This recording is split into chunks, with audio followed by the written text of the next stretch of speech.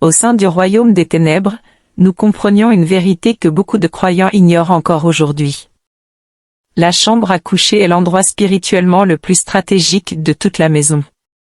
C'est là que vous dormez, donc là où votre esprit conscient est au repos. C'est là que vous rêvez, offrant ainsi un accès direct à votre subconscient. C'est là que l'intimité se produit, ce qui signifie que des alliances spirituelles s'y forment. Et pour beaucoup de croyants, c'est aussi là qu'ils prient, ce qui fait de cet espace un lieu d'exercice de l'autorité spirituelle. C'est précisément pour cette raison que le royaume des ténèbres investit énormément d'énergie pour établir des points d'accès dans la chambre à coucher. Si nous pouvions y planter le bon objet, nous pouvions surveiller, influencer, bloquer et retarder les destinées pendant des années, parfois pendant des décennies. Je m'appelle Naya Wanjiru, de Nairobi au Kenya. Pendant 12 ans, j'ai opéré dans le royaume des ténèbres comme spécialiste de l'infiltration des chambres à coucher. Mon rôle n'était pas d'attaquer directement les chrétiens, mais d'agir de manière subtile. Je plaçais des objets spirituellement activés dans les maisons, surtout dans les chambres, afin d'y établir des autels invisibles conçus pour bloquer les prières, briser les relations et empêcher les percées. La majorité des croyants ne réalisent même pas que leur chambre est devenue un champ de bataille. Mais Jésus-Christ m'a délivré de ces ténèbres. Aujourd'hui, je révèle ces secrets afin que vous puissiez marcher dans une liberté totale. Dans ce témoignage, je vais révéler 4 objets cachés que les sorcières utilisent pour bloquer la percée des croyants. Ce ne sont pas des théories. Ce sont des outils réels que nous utilisions pour maintenir les gens dans la stagnation malgré leurs prières. Si vous avez prié pour une percée financière sans résultat, pour la restauration de votre mariage sans amélioration, pour la guérison sans changement, ou pour une promotion sans jamais être considérée, le problème n'est peut-être pas votre foi. Le problème peut être un objet reposant dans votre chambre à coucher. Premier objet, le miroir non consacré. Dans le domaine spirituel, les miroirs ne sont pas de simples surfaces réfléchissantes. Ils sont des portails. Lorsqu'un miroir n'est pas consacré à Dieu, il peut devenir une porte ouverte permettant aux esprits de surveiller, d'entrer et d'opérer. Dans notre couvent, les miroirs étaient appelés les yeux verts. Ils permettaient l'observation spirituelle constante. J'ai été formé spécifiquement pour leur activation. Je me souviens d'une femme nommée Zawadi, à Mombasa. Chrétienne fervente, femme de prière, elle jeûnait, donnait fidèlement, servait à l'église. Pourtant, pendant 7 ans, elle n'arrivait pas à concevoir. Ce qu'elle ignorait, c'est que sa belle-mère, opposée à son mariage, avait consulté notre couvent avant les noces. Elle nous a demandé que ce mariage ne produise ni enfant ni progrès. Nous lui avons donné un miroir ordinaire, mais rituellement programmé, dédié à des esprits de surveillance et de stérilité. Le miroir fut offert comme cadeau de mariage et placé dans la chambre du couple. Dès ce moment, un portail s'est ouvert. Nous observions leur nuit, influencions leurs rêves, libérions des esprits de stérilité et de division. Les disputes augmentaient, la frustration aussi.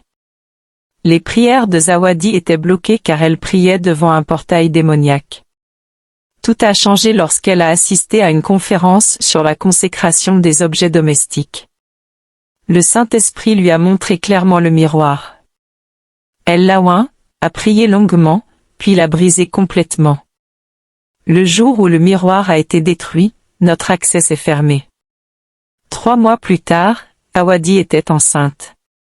Aujourd'hui, elle a 3 enfants. La Bible dit qu'une malédiction sans cause est sans effet, mais les malédictions ont besoin de portes légales. Un miroir non consacré peut être cette porte. Tous les miroirs ne sont pas démoniaques, mais tout miroir non prié, surtout d'origine douteuse, doit être traité. Deuxième objet, le cadeau provenant d'une source suspecte. Dans le royaume des ténèbres, les cadeaux sont des vecteurs puissants. Accepter un cadeau, c'est accepter ce qui est attaché spirituellement. Nous avions des spécialistes appelés préparateurs de vaisseaux. Ils consacraient des objets ordinaires à des esprits spécifiques, puis ces objets étaient offerts aux cibles par des personnes apparemment bienveillantes. Je me souviens d'un homme d'affaires chrétien nommé Simba, à Dar es Salaam. Travailleur, intègre, fidèle à Dieu, il poursuivait un contrat majeur depuis des années sans succès, malgré toutes ses qualifications. Un concurrent jaloux a consulté un sanctuaire. Incapable de l'attaquer directement à cause de sa couverture spirituelle, le prêtre a préparé une mallette en cuir, dédiée à l'esprit d'échec. Cette mallette fut offerte à Simba comme cadeau d'anniversaire. Par politesse, il l'accepta. Dès lors, chaque document qu'il y mettait était spirituellement contaminé. Les contrats échouaient, les opportunités disparaissaient. Après un rêve révélateur de sa femme et une prière de discernement, leur pasteur identifia la mallette comme un objet consacré aux ténèbres. Elle fut brûlée avec des prières de renonciation. Quelques semaines plus tard, Simba obtint enfin le contrat qu'il poursuivait depuis 4 ans. Le blocage avait été retiré.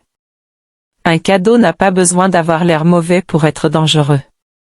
Il suffit qu'il ait la mauvaise origine spirituelle. Troisième objet, les objets d'un ancien partenaire. Lorsque deux personnes sont liées sentimentalement, elles forment des liens spirituels. Ces liens ne se rompent pas automatiquement à la fin de la relation. Tout objet appartenant à un ancien partenaire peut maintenir cette connexion. Dans notre couvent, nous demandions toujours que des objets restent après les ruptures. Tant que l'objet restait, la porte restait ouverte. Akin, à Nairobi, était pieuse, stable, désireuse de se marier. Pourtant, pendant 12 ans, toutes ses relations échouaient mystérieusement. Les hommes s'éloignaient soudainement. La cause remontait à son premier amour universitaire, membre d'une confrérie occulte. Après leur rupture, il avait prononcé une malédiction sur sa vie sentimentale. Akin avait conservé une boîte de souvenirs dans sa chambre pendant 12 ans, sans attachement émotionnel, mais sans les détruire. Un jour, le Saint-Esprit lui demanda de s'en débarrasser. Elle brûla tout en priant, rompant les liens d'âme et annulant les malédictions. 8 mois plus tard, elle rencontra son futur mari. Le cycle de rejet était brisé. Les objets du passé maintiennent parfois des prisons invisibles. Quatrième objet, les objets hérités de personnes décédées. Lorsqu'une personne meurt, ces objets ne deviennent pas automatiquement spirituellement neutres. Toute alliance, tout esprit attaché peut rester lié à ses biens. Dans les ténèbres, nous encourageons la transmission d'objets porteurs de malédictions générationnelles. Un homme nommé Jafari hérita du fauteuil préféré de son père, sans savoir que celui-ci avait fait des alliances occultes et utilisait ce fauteuil comme autel spirituel. Placé dans la chambre conjugale, le fauteuil apporta ruine financière, maladie, cauchemars et confusion. Après une révélation donnée à sa mère, Jafari détruisit le fauteuil en priant et en renonçant aux alliances de son père. En quelques mois, tout fut restauré. Tous les héritages ne sont pas mauvais, mais tous doivent être priés et discernés. Synthèse et restauration. Ces 4 objets ne sont pas anodins. Ils sont utilisés stratégiquement pour établir des têtes de pont spirituels. La chambre à coucher, censée être un sanctuaire, devient alors un lieu de combat. Lorsque ces portes sont fermées, les prières circulent à nouveau, la paix revient et la percée se manifeste. La solution n'est pas toujours plus de jeûne ou plus de cris, mais parfois simplement de retirer ce qui bloque. Prière de restauration, version condensée. Père céleste, je reprends autorité sur ma chambre à coucher. Je ferme toute porte ouverte par des objets non consacrés. Je brise toute malédiction attachée aux miroirs, aux cadeaux, aux objets du passé et aux héritages. Je renonce à toute alliance impie, connue ou inconnue. Je déclare que ma chambre est une terre sainte. Je marche désormais dans la liberté, la paix et la percée. Au nom puissant de Jésus-Christ. Amen.